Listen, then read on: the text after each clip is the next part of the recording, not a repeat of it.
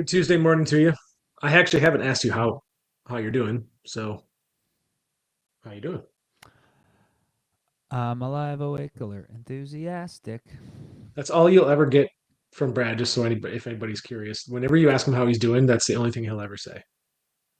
I was I had to go down to Gonzaga the other day, and there's there's kids who like are managers for the basketball team, who like basically just do all the stuff that nobody else wants to do. These kids are like just dedicate their whole lives to like making sure like everything's ready to go for these guys, right? So I walked in and they were like, "Hey, Dr. Brad, how are you today?" And I was like, "You know what, guys, I'm a little tired today." And one of them said, "That's the first time in 4 years that I've known you that you've ever said anything other than 'I'm doing great today.'" And I think it's like I just don't think people realize how important it is how you show up in the world every day. It's like, I mean, you can probably even attest to this. Like even when I'm sick, nobody knows. Yeah, it's also just on the flip side of that too. Don't you kind of find it a little bit like sometimes it's just a banal like platitude? Oh, I'm good. How you doing? Good. How are you? It's like you don't even put any thought into it. But I think you intentionally do put thought into that. Like Well, I that's think if somebody says, "Hey, how are you doing?" and you're like, "I'm good," or if you're like, "I'm doing great today, man," like yeah, like it's how you say it for sure, and the way you say it, and your attitude around it, 100%. Well, let's see how you deal with this little slice, and see how your attitude is after I ask you a couple of questions. it's already Because bad. well, here's what I told ChatGPT to give me 10 questions that would be hard for someone with a PhD to answer, and these are because If it's you ask us anything about like basic human interaction, we won't know it. well, that's not what this is. Thankfully, it's actually related to this episode since we're doing. Obviously, the episode is on heart disease. So I have some heart disease questions. We're going to see how you do, and I hope that I can stump Brad Dieter. So the first one is, what percentage of myocardial oxygen extraction occurs at rest, and why does this make coronary blood flow uniquely critical compared to other organs? What percentage would you guess? Okay, so is this asking? Is this question mean? Can you repeat it? Because I'm trying to understand Yeah. exactly what it's What asking. what percentage of myocardial oxygen extraction occurs at rest? 80 That's just percent. yeah, you nailed it. It says 70 to 80%. Yep. All right. So far, so good. Number two, why can beta blockers paradoxically improve exercise tolerance in patients with ischemic heart disease despite reducing heart rate and contractility? Um, be, my guess is what it does is it allows the stroke volume to increase before you start to get increased heart rate. This says beta blockers reduce heart rate and myocardial oxygen demand while prolonging diastole. I think I said that right, That's which exactly, improves yep. coronary perfusion time. Yeah. Yeah. Um, So basically, what, when you exercise, this is a good cardiovascular exercise physiology thing. There's a couple things that happen. Like when you start to exercise and you get more, like your blood's moving faster, your heart fills and it stretches more. yeah. And when it stretches, you get more blood, and so you get Yeah. more blood per contraction, right? So as you exercise, your blood demand goes up. So you have two ways that you can meet that. It's larger stroke volume or greater heart Hmm. rate. Hmm.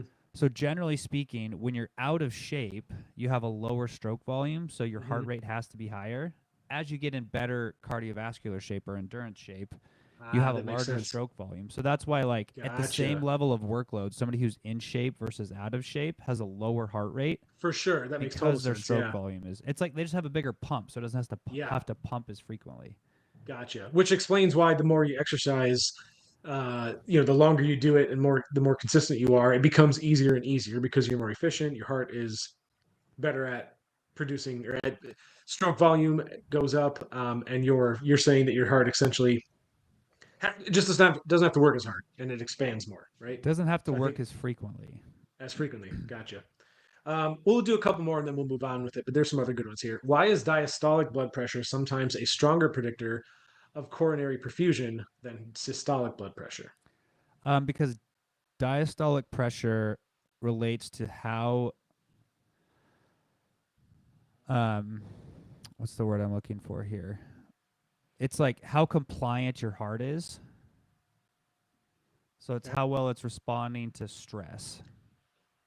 Yeah, I think that's pretty much what this is saying. Coronary perfusion occurs primarily during diastole when myocardial relaxation allows blood flow through coronary vessels. Therefore, diastolic pressure is a key determinant of coronary perfusion. Um, this relationship flips in older adults with stiff arteries, where elevated systolic pressure and widened pulse pressure become stronger predictors of cardiovascular risk. Interesting. Um, I should have been a cardiologist, except for I have no desire to be a cardiologist. yeah, I mean, you are you do know your stuff. I mean, I would hope Well, so. I did spend a lot of years of my life did you? doing nothing but thinking about. Yeah. Was this one of the areas that you did a lot of extensive study on in school? My the lab I did my doctoral work on did uh, pressure related hypertrophy in people with Mm. diabetes and uh, heart failure. Here's a question that's kind of on the flip side. Why does arterial stiffness preferentially increase systolic blood pressure without proportionally increasing diastolic pressure? Because what happens is when your arteries are more restrictive, like they're less Hmm. compliant, Hmm. you're basically systolic blood pressure is when you're squeezing and you're Yeah. pushing. What is it pushing against? Hmm. So when you have no compliance in your arteries where your blood's going out to, it's like pushing against a harder pipe. Yeah. Again, pretty much like so. The answer that this gives is increased arterial stiffness leads to faster pulse wave velocity and earlier wave reflection, augmenting systolic pressure. Yeah. I'm trying to I'll use give you words two. that like I Yeah. understand. Yeah. No, I get it. I'll go. We'll go two more, and then we'll move on. I promise. What is the physiological mechanism by which atrial fibrillation increases stroke risk, even in the absence of detectable atrial thrombus on imaging? It increases your risk for clots. Well, I don't see the word clot, but maybe this is. I'll give you what it says, and then you probably talking about the same thing. But atrial fibrillation causes atrial mechanical dysfunction and blood stasis, particularly in the left atrial appendage, leading to microthrombus formation and endothelial dysfunction. Yeah. Is My that essentially saying the same thing? thrombus is a clot. Is it? Oh, okay. I didn't. Okay, gotcha. Okay. Let's see. Last one. Let's see. What do I want to use? What do I want to go with? Okay. How does chronic inflammation accelerate atherosclerosis independently of LDL cholesterol levels? It increases it basically the lining of your arteries and your vessels have cells, Hmm. right? And so and they're basically like stuck together like this. Um, and so when you have inflammation, it basically increases the rate at which stuff gets into your intimal space. So that space between your cells and like the structural part of your vasculature. So it increases the rate at which plaques form because you basically open up that process. Plus, you increase the oxidation of the cholesterol that's there, etc. Yeah, this is no, these are good. These were good questions to lead into our topic. So if anyone is was feeling doubtful as to whether we'd be able to talk about heart disease in this episode, don't doubt anymore. This should be very productive, and we hope to learn you a lot. Basically, Dylan wanted to quiz me to see if I was If you had the qualified to talk credentials, about this yeah. topic today. If you had the Uh, creds. Well, I was posting I've posted a couple times in the group that hey, like you guys should listen because we know that what 80%, I'll just say we'll round, but about 80% of the people in our group are women. And so I said, hey, ladies, listen up. The number one killer of women in the United States is heart disease. And it continues to be. And so I was like, this is a very important topic. I think you should tune into, and we'll try to tell you everything you need to know and like what can you do about it. you know what my joke Um, is? The what's number that? one driver of death among women is their Men, husbands their driving them husbands. crazy. Yeah, 100%. I'm This sure is my this wife is is just like, oh my god, I can't believe I have to live with this guy every day. well, that's what my wife thinks. The this is actually purely coincidental. I asked my wife over the weekend. I can't remember what we were talking about, but I was like, "Hey, I don't mean to sound like morbid, but like, what do you think you're going to die from someday? I'm like, I hope we both live until we're 80 or 90, but like, what do you think will be your cause of death? And she thought about it for a minute and she said, heart attack. I was like, okay. So like, I think It's gonna sh- be her eyes are gonna get stuck from rolling them at some bad joke you made. probably, but so this, anyways, my point is, this is it's a good, it should be a very good informative episode. We've done this topic before, but I thought it was worth a revisit. And I turned 40 in about a month and a half. And so Brad, one of the things that you said to me, I will never forget it, and it's stuck out with me ever since. Do you remember, maybe, I don't know, maybe a year ago, I can't remember exactly what episode we were doing, but you were talking about how they've dug up mummies, and they were like, you could tell from from 30 years old to 40, that by 40, in those 10 years, you could definitely see advanced signs of atherosclerosis, right? And I was like, well, damn, so as I've approached 40, that's one of the things that I keep thinking of is like, well, shoot, this is something I really need to pay attention to or be aware of. So it's just been on my mind. I thought this would be another good time to do it. So why don't we just first dive into just define heart disease for us? That's how would you succinctly put it? Um, I would say it is. I mean, the way we define it, like technically, is the process of plaque buildup in the arteries and vessels in your cardiovascular system. Right. There's also dysfunctions of your heart specifically, right? Like you can have fibrosis, you can have contractile issues, you can have all sorts of stuff like that. So it's not really just one singular. It could be a multitude of, okay, and this is essentially an accumulation of life and the way you live and the things that you eat, how active you are, that lead up to these heart issues, which we can get into. But yeah, it's essentially a process, not a sudden event, right? It's accumulation Yes. of a process. Okay, so again, common types: coronary artery disease, heart attacks, heart failure. Am I missing anything else? There's like cerebrovascular disease, Okay, peripheral artery disease. okay, Yeah, you said congestive heart failure, okay. and there's just so many.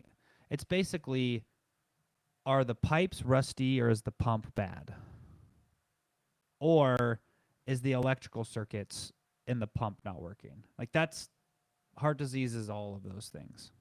Okay. Any one of Uh, those things. okay. So let's dive into. Let's start with how this develops and what our age has to do with it. What's happening inside the body over time. Like that's what I want. That's kind of what I want to dive into first. I think you already talked about the stiffening of the arteries. You've got plaque buildup. There's inflammation. So primarily, what are the things that cause heart disease, and how do, at least for most people, like what would you say is the most common reason why people develop this? If you had to boil it down to a few single things, or however you would elaborate on. If I could use two words to describe it, Sure. entropy and inevitability. Okay. And for those that might be wondering what, well, go ahead. I'll let you elaborate on that. I mean, our body is in it's a super complex organism, right? And it's always in the state of like things are going wrong and things are being fixed, right? We're being bombarded by UV radiation, we have oxidative stress, we have like our DNA is miscopied, uh, particles are ending up in the wrong spaces in the wrong places, and so our body's like constantly fixing those things, right? It's sort of like your house, right? Like you're always cleaning your house, you're always having little things repaired, you're replacing the service valve for your HVAC system that went out in the middle of winter. Not that that just happened to me.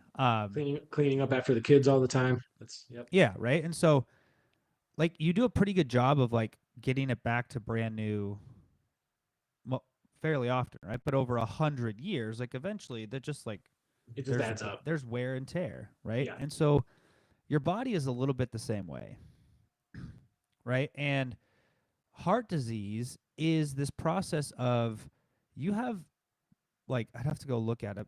I'd have to go like look at the exact numbers, but you have like miles of surface area of your vasculature, right? Like your arteries, your vessels, etc. Right? Capillaries too, but you don't really get atherosclerosis in your capillaries that causes like heart attacks, right? That's not really how that works. Um, but over time, just the entropy of life accumulates, right? You end up getting a random cholesterol particle in your, you know, in your vasculature that then like calcifies, right? And that just accumulates over time. And so this is really the reason why like I say age, or I say inevitability and entropy, right? Just over enough time, all these random things that happen in your body just accumulate. And it's really the result of entropy, because just chaos in your body and the ability to repair things is not perfect. And so that's what happens, right? And atherosclerosis is a specific process, right? I'm going to share a graph with you. This is for something else that I was working on. This may end up as a MacroZinc thing at some point, but is this it? So this is the role of age in health and disease. So when we look at chronic disease, the average age is basically before 30. It's very rare that you end up with quote unquote chronic or lifestyle diseases, right? Because most of these are the accumulation of risk over time, right? Mm-hmm. Type 2 diabetes, sarcopenia, osteoporosis, heart disease, osteoarthritis, cancer, stroke, Alzheimer's, all of these things are basically the result of entropy and inevitability, right? And now there's things that you can do to push that out, like how old you're going to get when these disease processes accumulate enough to where they're noticeable. And there's things you can do that make it so you're going to experience them younger. And they're directly related to either reducing the amount of entropy or risk exposure, or improving your body's ability to fight this off or repair it. Like those are the two things that can do it. And so when you think about heart disease, like what you're really trying to do is minimize the risk accumulation and maximize your body's ability to like repair or fight off that entropy. So what I'm hearing is one of the ways that you can fight this entropy, and you're never gonna like it's just always gonna Don't that part's age. inevitable, Don't right? experience time. Which is so right. I was gonna say like that's obviously not possible. So all we can do Says who? is all we can do is well says the laws of physics, second law of thermodynamics. All we can do is slow that down, right? And so what I'm hearing is you can slow this process, or you can force your body to repair better Mm-hmm. through exercise is one of them. Maybe that may be the single biggest factor, right? Exercise, maintain a good body weight, and these other lifestyle behaviors that we often talk about, smoking, drinking, things like that. You really want to minimize those things, because what you're saying is the goal is to give your body the best ability, the best chance it can to like give it reasons to continually repair itself optimally. If you don't, then the wear and tear just adds. It's like a car. I mean, if you take your car to the mechanic a lot and you keep it up to date, and you get the oil changed regularly and you just get it serviced regularly, it's going to last a lot longer than if you just let it go to hell. Same Yeah. concept. I mean, yeah, the third piece is you can make your body more resilient to accumulating Yeah. damage, right? Right. Like, let's say you take somebody and they both have the same amount of quote unquote heart disease, atherosclerosis, whatever, because of, let's say one person is genetic, just they have a predisposition, whatever. Another person is primarily lifestyle. One of them has great cardiovascular capacity. They're in really good shape. And then you take somebody who's very overweight, very metabolically dysregulated, very sick. Like their health outcomes and their likelihood of dying from cardiovascular disease are very different despite having the same level of disease process. Right. So where I'm going to ask you a couple of questions that maybe it's a complicated answer, but I think we always do a pretty good job of boiling it down to as simple as we can. But when we talk about what causes heart disease, where do the two of the biggest, I think, I don't know if it's a misconception, but there's this people have this sort of this impression that cholesterol that your cholesterol levels play a huge role and that if you're insulin resistant, that plays a huge role. So how much truth is there in that? Like what as far as like cholesterol, let's just start with cholesterol. What role does cholesterol play in heart disease? And like to the point where should we be concerned about, oh, that food has a lot of cholesterol in it? Like, or is it more about our overall balance? So the hard part about answering that question is, and this is why I think people don't understand it. You've basically smuggled in a lot of assumptions in that one question, right? Mm-hmm. One, you're smuggling in the idea of a single thing leads to the cause of cardiovascular disease. Mm-hmm. Two, you're smuggling in dietary cholesterol meaningfully impacts Yes. circulating cholesterol. And Right. C, that your that cholesterol per se, like the general term, is a good Mm-hmm. way to describe it. Mm-hmm. And the reality is none of those are true, Mm-hmm. right? Let me see if I can pull up this slide. I've got it here somewhere. And this is what I think surprises a lot of people, and it's really kind of the opposite of what you've been led to believe. Well, yes and no. And then this is where like I have a lot of gripes with the other side of the aisle who people are like, "Oh, heart disease, cholesterol doesn't do anything with heart disease." I'm like, "Well, that's also not true." Not Right? one side or the other.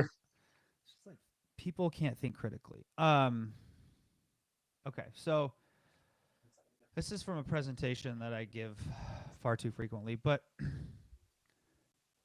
Oh yes, there's you've seen multiple this. things that contribute to the process of atherosclerosis, which is basically how we develop plaque slash calcification in our vessels, which is what a lot of people think about when they think about heart Yeah. disease, right? Yeah. There's multiple things that influence it, right? It's one, what is the integrity of the cells that are lining your arteries and vessels, right? That's the first thing. The second thing is how much stuff is floating around in your blood that can get in there, right? The third thing is what is the overall metabolic condition of your body such that the things that get in there, one, don't get out, or two, end up turning into bad things in there, That's a yeah. right? So, like, Yeah. let's just say you have perfect cellular integrity, right? Nothing can get in there. It doesn't matter how much cholesterol you have, right? I mean, nobody ever has perfect integrity there, but like that's a way to It's the think about it, example you're right? making. I get you. Yeah. Two is if you take two people who have similar ability for things to get in that like what we call intimal space, Yeah. if somebody has a lot more cholesterol bouncing around, the likelihood of a particle ending up in there is higher than somebody who has low cholesterol, right? Three, what is your overall metabolic state such that the stuff that gets in there can't get out, right? Or ends up turning quote unquote bad. What one of my colleagues, Jeb Stewart Johnston, always loves my presentations because my graphs are always very simple, and it's like I just simplify things down to like badness and goodness in my graphs. Like bad thing happened, good things happen. So I always just refer to like badness instead of getting super complicated. So like if you have hyperglycemia, high levels of oxidative stress and inflammation, and high blood pressure, you're basically going to increase the likelihood that things get in there and Hmm. those things end up being oxidized or turn into calcifications or plaques or things like that. So it's a combination of all three of those. Okay, so there's that. Then there's the not all cholesterol is the same, Right. right? Um, to keep this very high level, LDL is generally considered quote unquote bad cholesterol Right. because what LDL is doing in your body is it's taking cholesterol from your liver and distributing it to the various parts of your body. Right? So you have more that's transported to your tissues in which it may end up in these spaces it doesn't need to be, right? HDL is returning that cholesterol back to your liver to where it's going to be recycled. So we consider that good because it's moving stuff out of circulation back to like be recycled in your body, right? So Yeah. basically think about it like you're taking your LDL is putting your um, LDL is the Amazon guy bringing packages to your house and you're accumulating cardboard in your garage. And HDL is the garbage man who's picking up your wife's cardboard, right? I just use that example because in my house that's how it works, right? Um, So there's those pieces too, right? And I think a lot of people don't like think about that, and it's really the overall metabolic milieu you have that relates to how atherogenic is your profile. Um, and then the third piece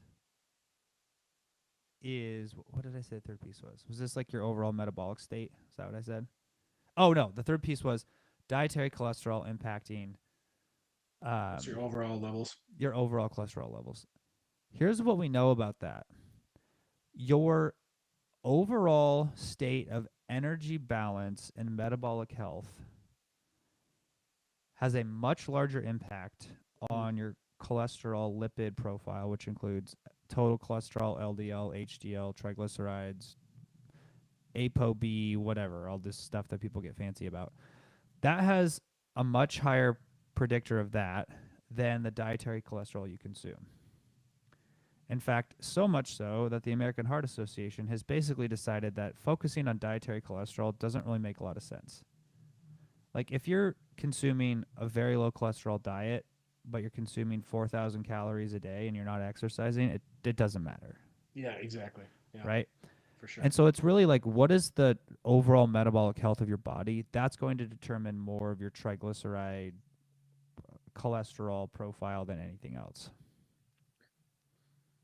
So then, would it be fair to say that your answer would be similar to everything you just went over if I asked you about heart disease risk factor from someone who's diabetic or has chronically high blood sugar? Is it kind of the same overall concept?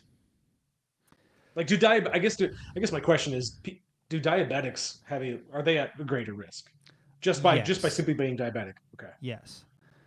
And it comes down to um, generally speaking, people who have type 2 diabetes, especially, they have higher rates of uh, their blood Inflammation. pressure's higher, right? Hmm. They have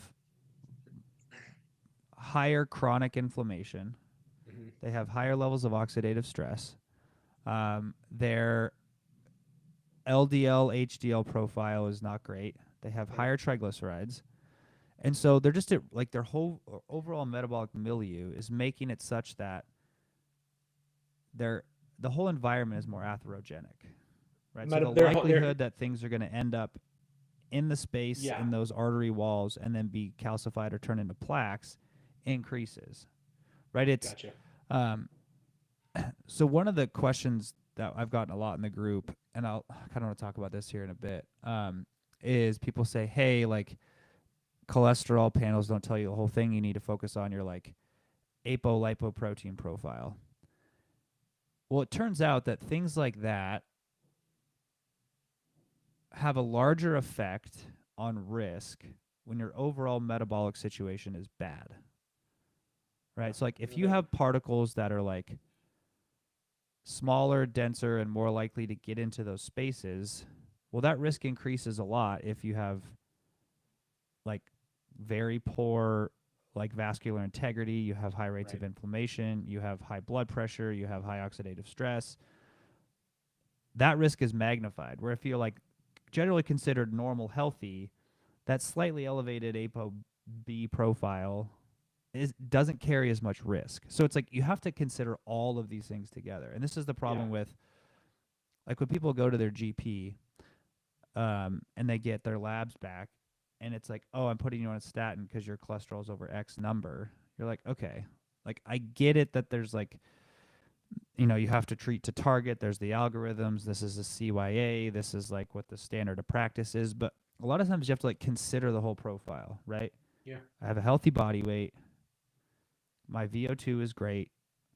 Um, my BMI, my body adiposity is great. My HDL levels are really high. My triglycerides are really low. My blood pressure is really low. So actually, like my overall risk is probably 30% less than normal. So like Yeah. I don't know if I want to take a medication to treat just this one number, but you have to consider all of it. Right? Now the other case is like let's say your blood pressure is high, your triglycerides are through the roof, you have insulin resistance, and your cholesterol is like slightly above normal. Like that's a much different situation. Yeah. And so I For think it's sure. really understanding like it's this full spectrum of your metabolic profile that Yeah, for really sure. determines overall risk. So this plaque buildup that you were talking about a little bit ago, when you have that, can we undo that, and how so? Um, it doesn't appear that you can substantially reverse it. Like there may be modest reversals, but a lot of it is permanent because Really? it gets becomes calcified. And you can't Right? So remove the calcifications? yeah, at least from what I've seen. Hmm. Okay. There may be like updated literature now that's like they've developed some drugs or they're working on it. Um, Do they do any sort of surgical procedures to remove plaque? yes. Okay. So that, Usually, what they do though is they don't remove it; they just put stents in. well, that's interesting. Okay. I mean, that's So what they do when you have a heart attack, right? They just put in a stent around it. yeah, I mean, well, so I wanted to dive into kind of some of the preventative measures and how much of this damage can be undone. But I think there was something you were saying you wanted to dive into and talk about first. What was it you were wanting to chat about?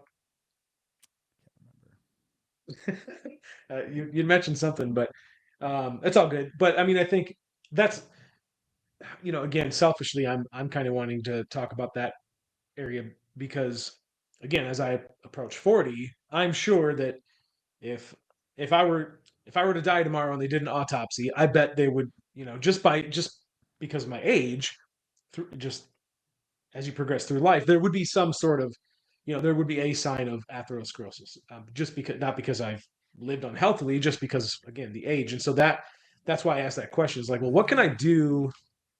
What can I do about this? I'll tell you that in my family, my dad's side, his dad died of a heart attack at 60. My dad is 67, healthy as an ox as far as I can tell, but his brother has atherosclerosis, and so I think there's heart disease in the family, and so that's something I'm very much aware of. So, what do I got to do, Doctor Brad? Tell me. Before we go to that, here is a paper that I just looked up. I have not read this because this seems crazy, but the title is Calcification in Coronary Artery Disease Can Be Reversed by EDTA Tetracycline Long Term Chemotherapy. Chemo? Really? None of that sounds fun or good. I would have to really read into this. And Huh. for all intents and purposes, you really like reducing your coronary artery calcifications pretty unlikely. But you can slow the progression, that's for sure. How Um, long until we have nanobots that can go into your bloodstream and clean up the calcification? that's a good question. I know that that's been like the first paper published on like nanobot technology was in like the 80s or 90s, and like not much has been done. Oh, so Um, it's okay. Okay. sort of like fusion. It's been worked on for 100 years, and we're like, Oh, like that we there's haven't made much progress in it. yeah. I got you. I see what you're saying. Uh, Yeah. um, what can you do? I mean, I think And when I say you, I mean obviously just the general you. Like, what can people I mean it's take really away? fairly simple.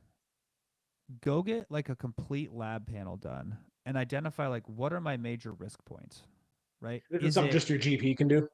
yeah, Yeah. is it like okay, what is my like normal cholesterol profile? Okay, are there things here that I need to focus on to reduce my risk? Do I have an insulin resistance problem? Like try to figure those things like what is my high risk point? And then it's maintain a healthy body weight, Hmm. engage in cardiovascular training. Like, unfortunately, you have to do cardio to keep your cardiovascular system strong and healthy. Like, I know that sucks. A lot of people don't like running or I play cycling. basketball or football. You're good. Yeah. Um, minimize smoking and drinking. And Try to that's minimize stress. that's most of it, right? You work with a lot of athletes. A lot of Yes. a lot of kids who are going to go on to be pro athletes, and you have worked with people that have gone on to be pro athletes.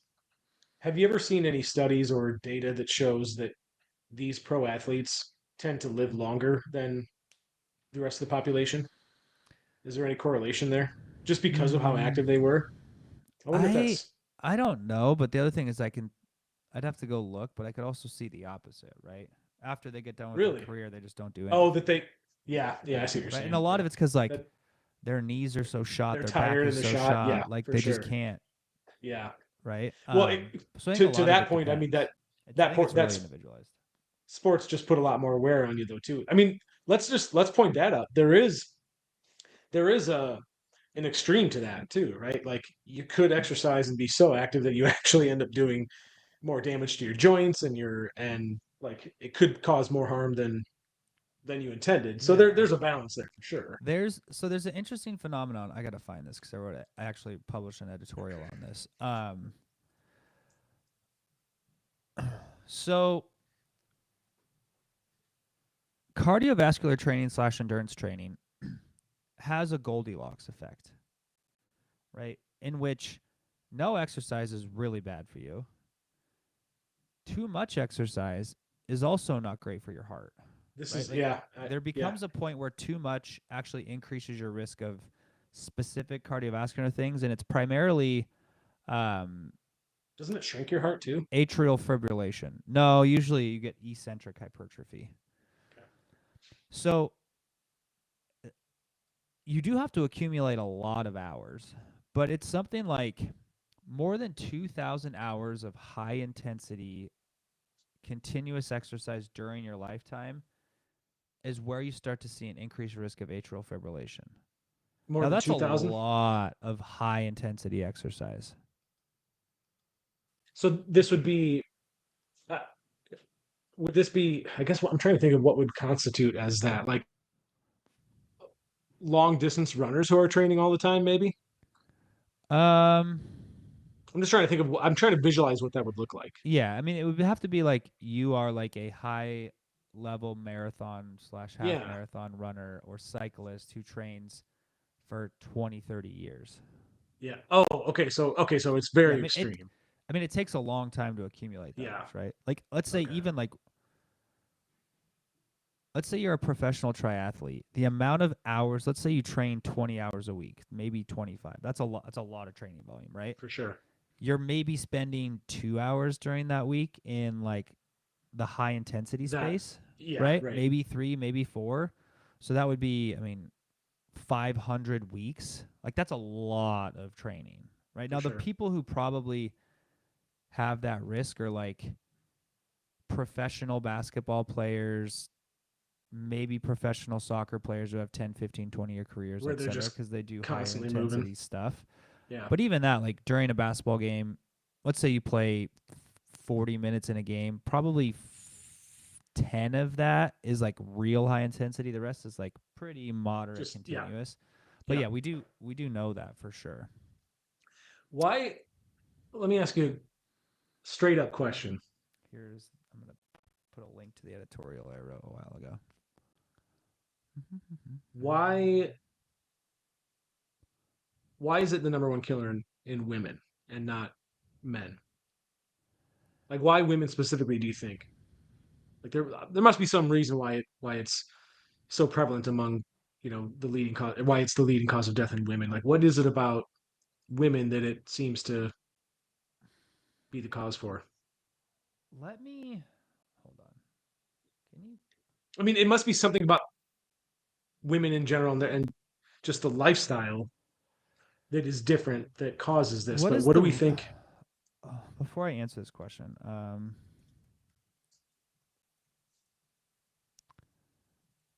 I want to see what the actual like relative risk difference is. Between men and women? Yeah.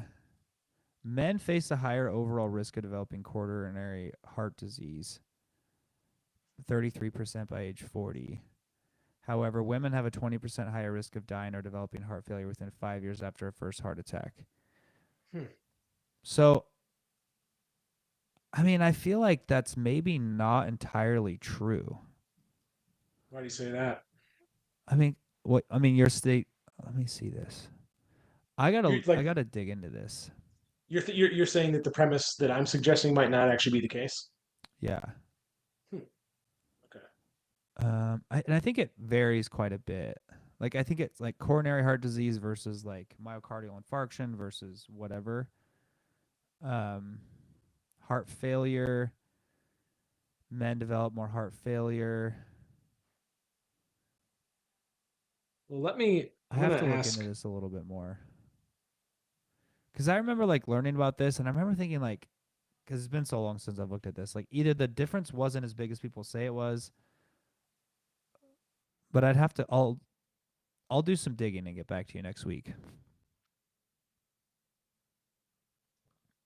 But this is why when people say things, you ask questions, because sometimes what is considered canon is not in fact considered canon.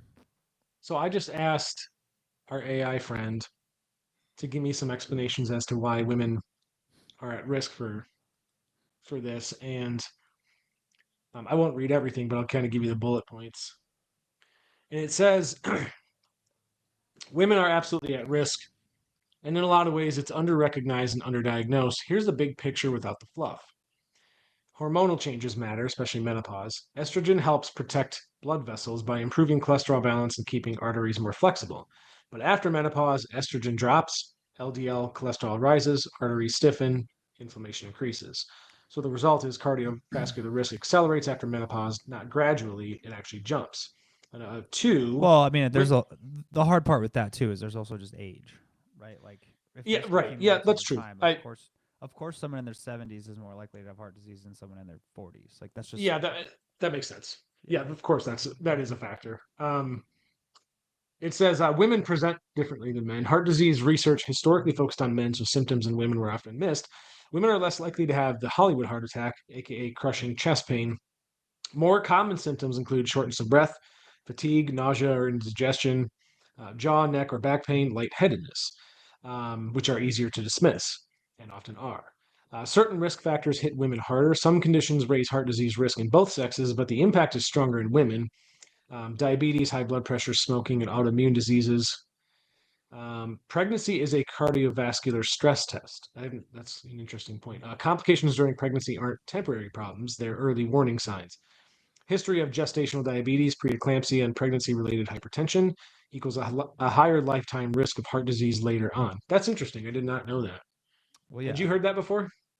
yeah. I mean, what is a good way to stress a circulatory system? Just Put another double being in there? no, just double the amount of fluid in it. Like when But, women are pregnant, like but, their yeah, blood volume increases and their fluid volume increases. So basically, just stressing and stretching the whole system. But yeah, to go back to the like, I mean, this is where I think this is where details matter, right? People say things like, "Oh, X," and it's like, well, a little more nuanced than that, yeah, right. It's like, like a lot of okay, things. what are the deaths? What are the outcomes? What are the treatments? What are the symptomology? Like all of those things are very different. So You I got a think it's comment. like, yeah, I You think got a it's also comment, by the important way. to remember like one of the hard parts with the medical literature is this is like two contradictory statements in one, so I'll just say it. When a study is published is very important for context. For example, like let's say you look at how effective a medication is for preventing heart attacks and it's published in 2024. Like the way you interpret that data is entirely different than a study that was published in 1990 for two Yeah. reasons. One, the population of people is way different. Mhm. And two, pretty much anybody who is at risk for cardiovascular disease now is already on a bunch of medications that meaningfully reduce risk, right? So they're usually on a statin, they're usually on a blood pressure medication, and sometimes they're on like a glycemic lowering agent, right? So you've basically reduced a lot of risk already. So any medication that's added on top of those, the likelihood that it does anything more is very low, right? That's so. But in the 1990s, like a statin and a blood pressure medication, like maybe wasn't standard of care, or the requirements were different, right? So that patient population had very different polypharmacy. So you've got to think like those things matter. Now the other thing is, I'm a big believer. Whenever I write stuff and people are like, oh, you can't cite that study, it's too old, it was published in 1985. I'm like, well, it depends. Like if I'm citing a study of like a very mechanistic study of like, oh, here's how much glycogen the body uses over 30 minutes Yeah, at this exercise. Like that doesn't it's going to be change. Like for it's sure, for sure. yeah. Okay. But then the other side of this is one of the major reasons why we haven't had major advances in medications for things like cardiovascular disease or kidney disease for a long time, because most of the risk was already reduced by the very like low hanging fruit medications. And so in order to see like, let's say you develop a new medication and it gives you an extra 10% reduction in risk when you've already reduced it 85%, right? Like how much money does that save the medical system? Very little. How much money does that cost the pharmaceutical system Right, to develop it?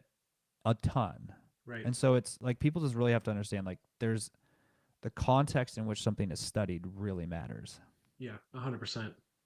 I was just going to mention somebody did comment women are more likely to delay calling for help, have atypical or less recognized symptoms, and be misdiagnosed or undertreated, all of which increase damage and mortality risk. So yeah, really, that's a good point. That's I think very true, and one of the things that our AI friend had mentioned too. So thank you for the comment, Jersey Deb. What was I going to ask too? Oh yes, so these medications, Brad, that people are on, these statins and blood pressure medications, are those typically like once you're diagnosed with whatever it is, are you typically on those medications for life, or can you get off of them? It depends, So you right? could get off of them, but some of them are on for life. It depends on your physician, it depends on you, it depends on a lot of things, right? There's a lot of perspective of you're going to be on them for life because they do reduce risk. There's a lot of perspective of, hey, let's try to keep the medication load to a minimum if lifestyle changes get you into a low risk category. Yeah, It's just all it really just depends. depends. Yeah. Do we know if the U.S. is the number one country in the world for heart disease as cause of death, or are there other? I mean, surely there must be other countries that are high up there too, but I wonder if we're leading. Do you know? Um I would bet Mexico is probably up there. I would have to go double I would check. I bet. mean, I think part of it is we have such good critical care in the United States that the likelihood Yeah, of that's people true. surviving heart attacks and like living longer and then dying from other causes is pretty high. So I Yes, would have there to go. is. I mean, it's possible that there's other countries with less advanced critical care in which people die more frequently from it. Yeah, But I'd have to go. I don't know the exact data off the top of my head. Like I don't know yeah. what the mortality But rate is in the U.S. versus China versus India versus Mexico versus the Middle East versus Russia versus Japan. I'd have to go look. But I mean, but I I wonder what you would randomly see. pulled this off. I randomly pulled a New England Journal of Medicine article off my desk the other day when I had like 10 minutes between meetings. I was just flipping through it. And it was, I think it was published in like the mid to late 90s. And it talked about the reduction of deaths due to heart attack and like how much it dropped during the 90s because we developed a lot of these procedures. And like the Yeah, survival rate increased dramatically. yeah. I believe that. But I wonder. So what's going through my head is I wonder what you would see if you were to look at um, levels of heart disease, now versus let's say 100 years ago in the United States. Like, would you see dramatically higher rates of it than 100 years ago? And then the second, Yes. Now, part and of do that is a surveillance phenomenon so just able to detect it more, you're saying? and testing for it. Yeah, right. So, and that's what I was going to ask. So, irrespective of that, let's take those out of the equation. Do you still think the percentage would be higher today, though? Just Yes. like, yeah, okay. Yeah. And I that's mean, part obviously of it then that is would just, the overall metabolic health of our population is worse, yeah, which increases the right, risk. But then also we're testing for it more. I mean, you got to think yeah, 100 years ago, we didn't have ways to test for it, right, right. right? Like, what if you can't measure via Yeah, if you can't detect it, CT or right, MRI? Like, how do yeah, you, right? I yeah, mean, there used to be yeah, ways we could test for it, but like, it wasn't very good. Yeah. Um. Yeah. Well, I think the overall takeaway is like it's the same takeaway as a lot of our podcasts when we talk about stuff like this. It always comes down to here's what you need to know: exercise regularly, eat well, and maintain a healthy body weight, and then try not to smoke or drink too much alcohol, and manage your stress. It's like we at this point we sound like a broken record because that's the way to manage a lot of things, but hard to do in today's environment. Harder, I should say, for people to do in today's environment. Yeah, To I do mean, I those think things it's regularly. also just like a big part of it's a psychology thing, right? It's sort of like investing, right? The most efficient way to get rich or to get wealthy is to just invest a little bit of money into the broad market every week and then keep doing that and don't do anything else for 40 years, right? The best way to decrease your likelihood of dying from a chronic disease is eat good food, don't eat too much, don't smoke, don't drink, exercise 3 to 5 days a week, don't have a stressful job. Be around other people you love. Yeah, depends. I mean, like those are all like behavior habit things, right? Or if you want to get rich, This, you could just do what they did in The Big Short. yeah, I mean, this is one of my here's one of my critiques slash criticisms of this whole like biohacking. Let me try to transplant my son's blood into my body to live longer approach. Most of your risk of dying is reduced by the very basic things, right? We just talked about those. How much time and money are you spending during the best years of your life trying to optimize for the last 5 years of your life? From 90 to 90. Okay, you live to 95. You beat the average life expectancy by 5 years. But you spent like all your money and mental energy in your 20s, 30s, 40s, and 50s in and out of doctor's offices getting Right. stem cell injections and Right. experimental therapies and in hyperbaric chambers and like what? Like just think about that. Yep. Like to me that just seems a little crazy.